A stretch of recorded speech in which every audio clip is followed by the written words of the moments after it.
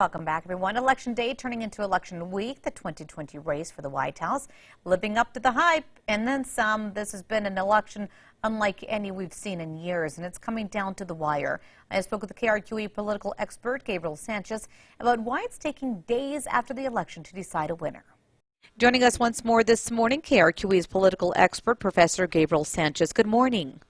Good morning. Thank you for having me. Absolutely. Once again, thank you so much for joining us and breaking down everything that's elections here in the state and also across the U.S. I want to talk about the biggest U.S. race. We're talking about the presidential race. Right now, we're still waiting for the official results to come in across the nation.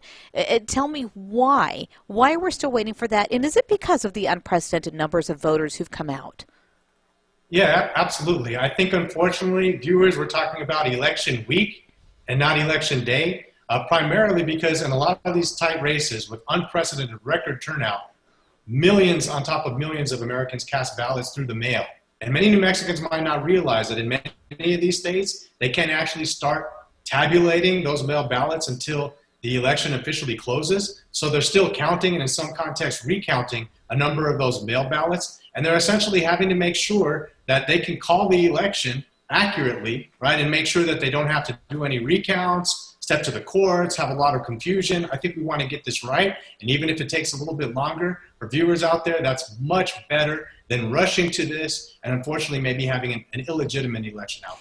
You know, you brought up a great point here, Gabriel, talking about New Mexico not really understanding how the process runs in some other states because we aren't a postmark state. We had to have those ballots in by 7 p.m. on Election Day. Some other states like Pennsylvania, they could be counting days after. So how much of a role do you think the Supreme Court may play in some of these other states when it comes to counting those ballots? Yeah, a lot of viewers might not have been paying as close attention to some of these other states like Pennsylvania. And this has been one of the most contentious issues the whole run of the election. Many states decided, primarily because of delays with the Postal Service, to allow some of those mail ballots to come in and be counted up to as long as a week after the election. And in every single one of those instances, there was court cases dealing with this issue.